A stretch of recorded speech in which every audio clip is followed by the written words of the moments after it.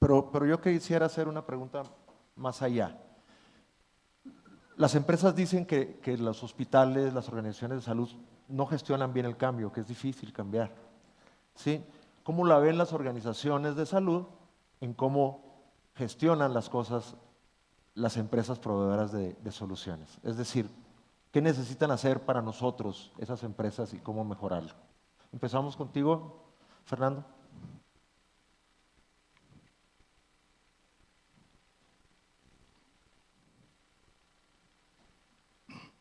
Sonido. Ya.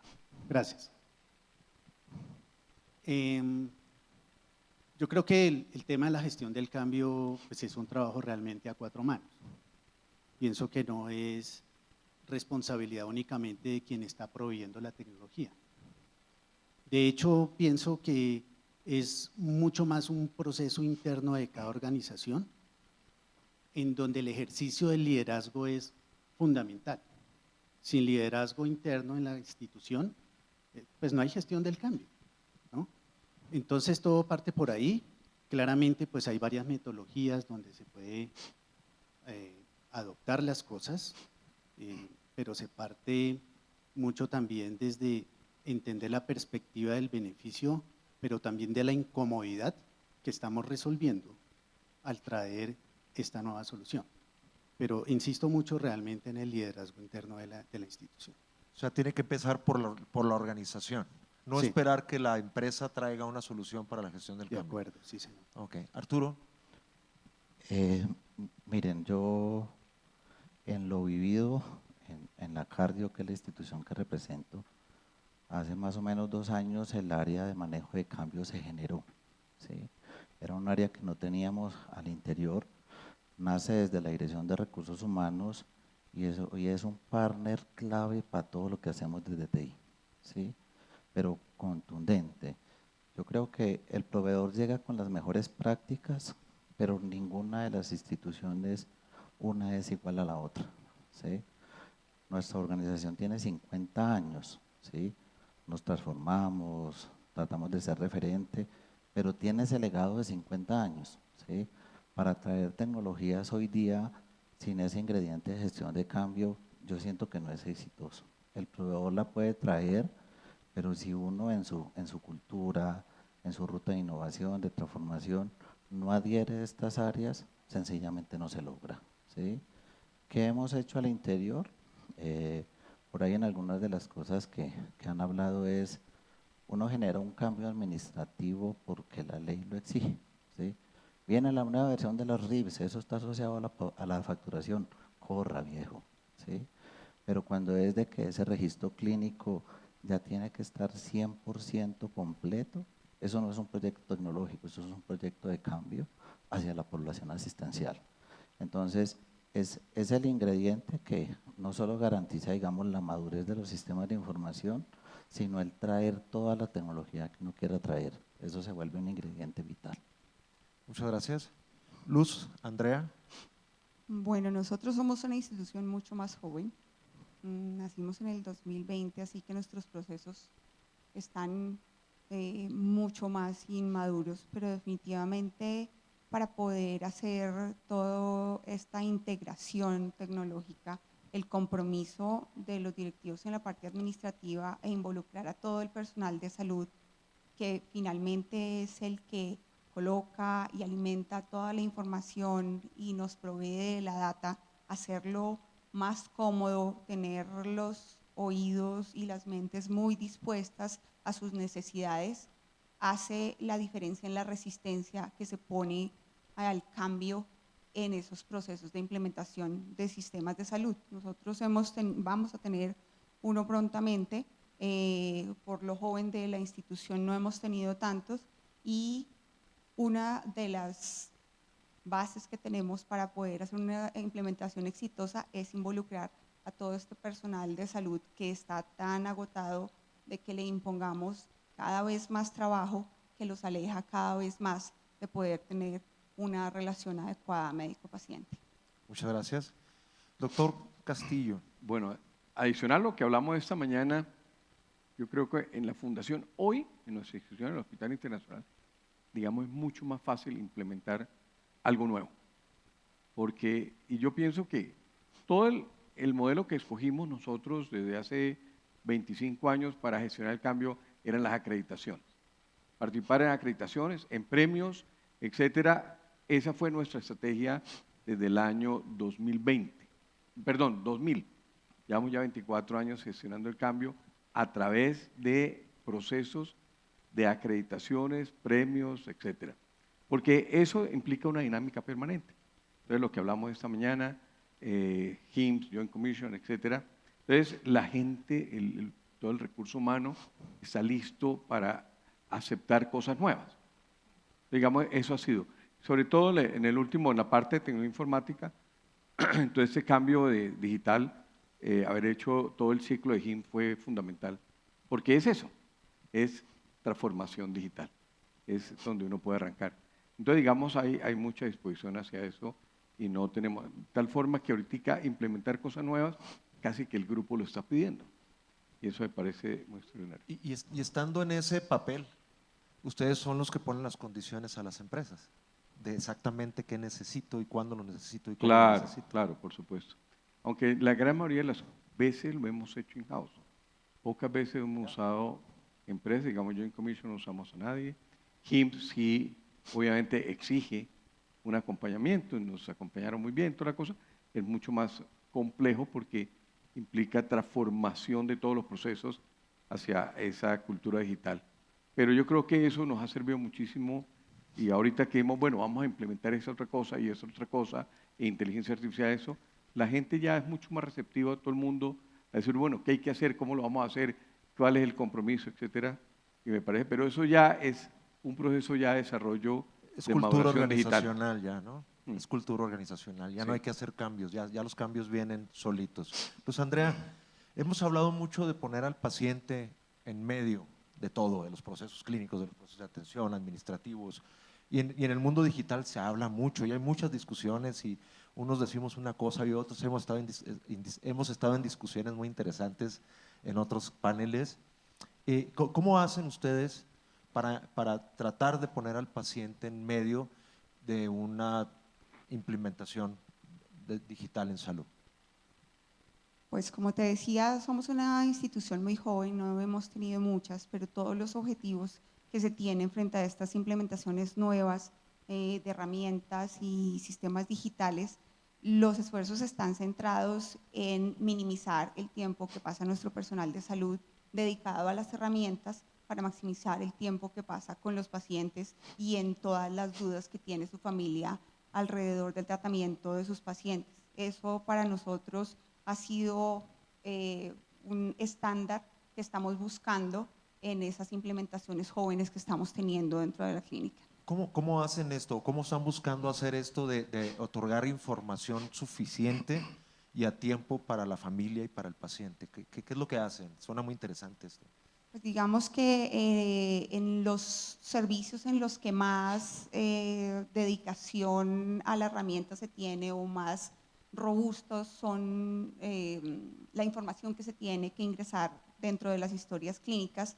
Tenemos personal administrativo que hace ese trabajo. Eso permite que nuestro personal asistencial esté dedicado no a hacer descripciones, papeles, MIPRES, órdenes y todo el resto de las cosas que hay que hacer para atender mejor al paciente y a sus familias. Interesante, muy interesante. Arturo. Mira, Víctor, nosotros hoy día es escuchar al paciente, ¿sí? En los diferentes servicios, en las diferentes áreas, bajo ese gran titular de experiencia del paciente, ¿sí? Nosotros hoy incluso se maneja como un indicador de gestión mensual, ¿sí? Que se reporta a Junta Directiva y es el NPS mensual, ¿sí? Entonces nosotros generamos esa lectura de sus diferentes encuestas, indicadores, de esa voz del paciente, del servicio, de quien atiende al paciente y genera un indicador incluso con un reto de cumplimiento, ¿sí? Un NPS en un servicio de urgencias es un indicador bajo, ¿sí? Es tal vez el que más reta. Un área de chequeo ejecutivo pues es un indicador alto, Entonces, el uno se vuelve el reto de sostenerlo alto y el otro de subirlo de lo bajo a lo alto, ¿sí? Hace una evaluación no solo del servicio como esa cirugía o como esa hospitalización, sino a la vez de cómo estuvo enfermería, cómo estuvo el clínico, cómo estuvo el de apoyo. ¿Qué nos pide el paciente hoy? Yo creo que en general el paciente busca movilidad, busca no tenerse que quedar en un servicio de un call center 20 minutos para que le den una cita, sino que se quiere autoagendar, ¿sí? Él quiere tener un concepto de portal paciente, ¿sí? Él quiere tener una app en su celular, ¿sí? Para poder gestionar en línea, para solicitar el resumen de su historia clínica. De todas esas cosas venimos haciendo cositas en las áreas, digamos, propias hacia la inteligencia artificial. También venimos como involucrando eso basado en la evidencia de lo que ocurre en ciertos servicios. Puedo poner un ejemplo de clínica cardiovascular metabólica, ¿sí? En donde empezamos a recolectar unos datos y a entender que la siguiente atención tiene que ser una atención más expedita, recolectando y prediciendo con esos diagnósticos iniciales una ruta más inmediata y que no que ese paciente número 50, ¿sí?, tenga que recorrer lo que recorrió el primero, ¿sí? Esa ya es una experiencia de servicio y resultado como integrada. Formidable. Adelante. Bien, poner al centro, el paciente en el centro realmente son palabras mayores, ¿no? Eso requiere cambios gigantescos en una organización. En particular en la Fundación Santa Fe venimos desde hace unos años trabajando en una reconfiguración orientada hacia condiciones clínicas, en donde el paciente está realmente en el centro. Y antes de pensar en los juguetes tecnológicos, lo que queremos es tener absoluta claridad de la estrategia que nos lleva hacia ese nuevo modelo. Entonces, eso implica, por ejemplo, infraestructura física, un edificio, por ejemplo, nuestro Instituto de Cáncer. Ahí está todo lo que se necesita de diagnósticos, allá van los médicos, van los oncólogos, enfermería. Todo lo tenemos dispuesto ahí para que el paciente esté en el centro. Y entendiendo ese viaje del paciente para cada una de las condiciones, ahí es donde empezamos a dirigir las apuestas. Y de esas apuestas, entonces extraemos lo que realmente el paciente aprecia. Y ahí dirigimos los esfuerzos. Y eso es una rueda que no para nunca, eso es de aquí en adelante. Pero plantándonos desde la estrategia y teniendo ese concepto de qué es nuestra fórmula de valor, qué es lo que realmente le importa a nuestro paciente, ahí desplegamos el portafolio de proyectos. Formidables. Todas las intervenciones son padrísimas, ¿no? Así decimos en México, padrísima. Voy a regresarme a un tema que estuvo muy de moda las primeras veces que platicamos. ¿Cuántos años tiene de creada tu empresa, Luz Andrea? 4 años. Ok. Los demás están en empresas que existían antes de la pandemia. Y durante la pandemia hablamos de la pandemia, después de la pandemia hablamos de la pospandemia, y todo estaba ligado a la pandemia, sobre todo en salud digital. Y agarramos un momento de estar haciendo cosas para poder atender a los pacientes de manera diferente, soluciones digitales, etcétera. Íbamos encarrilados. Es 2024. ¿En dónde quedó ese movimiento, doctor? ¿Continúa o se ha perdido? A ver, nosotros tuvimos la fortuna de que hemos montado un concepto de hospital virtual año y medio antes de la pandemia y lo hemos metido con digitalización, con todas las cosas, y no había tenido un desarrollo, digamos, muy grande, pero ya estaba listo. Teníamos los pacientes, tenemos algunos modelos de PGP, de facturación, de contratación, entonces eso los movíamos al hospital digital rápidamente, al hospital virtual para seguir su manejo en la casa, etcétera. Llegó la pandemia y esa herramienta explotó, fue maravilloso, porque nosotros pudimos manejar, sobre todo en los pacientes de la EPS, el ecosistema, el 95, 96% de los pacientes en la casa, con toda una estructura que nos permitió ser muy exitosa y eso se desarrolló muy bien. Y los otros temas de transformación a la carrera, porque antes a los médicos, a la mayoría de los médicos, cuando hablábamos de telemedicina, decían, no, yo quiero ver el paciente aquí. Claro. Llegó la pandemia y el paciente se les volvió el enemigo. No, no, no me lo traiga. Yo hago, así sea por teléfono, yo hago la consulta. Pero, mucho, dígame qué hay que hacer y yo lo atiendo desde la casa, para que no me lo traiga, porque ya el paciente, para el médico, se le volvió su enemigo que le podía traer COVID. Entonces, digamos, eso lo hemos tratado de mantener.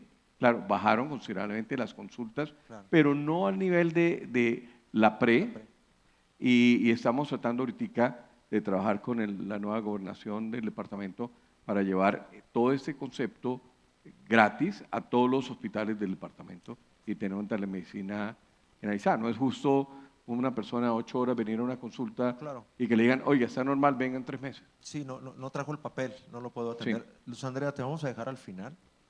Por favor, Arturo. A nosotros, digamos que nos quedaron los modelos operativos, ¿sí? No con los volúmenes deseables, como dice el doctor Castillo. Nosotros tuvimos en pandemia porcentajes de un 30, a veces un 40. Yo diría que la línea, sobre todo en el ambulatorio de apoyo diagnóstico, conserva más o menos un 15%, ¿sí? Entonces, digamos, los instrumentos y los procesos quedaron, no los dejamos morir, ¿sí? Hoy tenemos en estos servicios, digamos, que no son locales en nuestras instalaciones, el servicio de atención, de hospitalización domiciliaria en pacientes de bajo riesgo. Nosotros los llamamos camas virtuales, ¿sí? Tenemos un piso virtual más o menos de 60 camas, se comporta bien, ¿sí? Los sistemas están en línea, el paciente está cómodo y lo que se hace es un buen estudio de qué tipo de paciente debe ir a casa. Pensamos en crecimientos tanto físicos como virtuales, pero el ejercicio virtual es un tema que viene madurando, que la gente lo viene acogiendo y que en esa experiencia de paciente, el paciente pues obviamente se siente más cómodo en su casa. Entonces eso no nos lo disparó la pandemia como tal en su momento fuerte. Yo creo que pandemia le pegó mucho fue el ambulatorio, pero esa madurez y esos ejercicios vienen continuando y madurando y pienso que Colombia los está cogiendo. Perfecto. Fernando. Sí, también la pandemia nos cogió como bien parqueados y lo que hizo fue catapultar muchas de las tecnologías en las que veníamos trabajando. Claramente también los modelos se ajustaron, se desarrolló una experticia que hoy sigue vigente, nos pasó lo mismo, hay ciertas cosas que bajaron el volumen, pero ahí están disponibles y tenemos unas capacidades que estamos siempre buscando cómo ampliar, como por ejemplo la teleexperticia. Todo el modelo de telesalud lo dejamos montado y sigue vigente y lo seguimos utilizando, no, obviamente no en los volúmenes que teníamos antes, pero tal vez el mayor valor de todo fue que nos dejó preparados en una dinámica y en un ejercicio que continuó funcionando, o sea, la rueda siguió andando, a pesar de que de pronto pues algunos pacientes ya de nuevo prefirieron llegar, ¿no? Y a pesar de los modelos que tenemos no llegan a través virtual sino presencial. Sin embargo, todo esto nos llevó a convertirnos en una organización multicanal, ¿sí? Nos llevó también a dominar y a hacer entender la importancia de dominar todos los medios por los cuales nuestros pacientes quieran acceder a nuestros servicios. Formidable. Te dejé el último, Luz Andrea, porque siendo una organización más novel, pues hay que aprender de la experiencia, ¿verdad? ¿Han usado ustedes algún caso de uso local para hacer implementaciones basadas en los adelantos que hubo con la pandemia o de otro tipo? No, realmente todavía la institución está supremamente joven. Nos cogió además la pandemia iniciando, una institución recién abierta que hasta ahora estaba implementando procesos, entra en un proceso de cambio inmediato, a aislarnos y a todo lo que nos tocó a todos, con unos procesos digitales muy incipientes, hoy conservamos y todas esas barreras y taras que teníamos, tanto pacientes como médicos, con respecto a las atenciones a distancia, a las atenciones desde casa, esas las conservamos precisamente para poder tener más comodidad para los pacientes, pero todavía tenemos procesos muy jóvenes y muchísimo que aprender de las instituciones que llevan mucho más tiempo. Perfectísimo. Con eso terminamos este panel, por obvio de tiempo, ya nos pasamos como 10 minutos. Y quiero que me ayuden a despedir, por favor, con un aplauso al doctor Castillo Mantilla, a Luz Andrea Sarruc Serrano. Luz Andrea no es Sarruc, es Luz Andrea. Palmenares. Colmenares. Me pusieron ahí otro nombre. Sí, Arturo Quintero y Fernando Melo. Una disculpa, Andrea. Por favor, un aplauso. Y un bu para mí por no acordarme del apellido. Luego.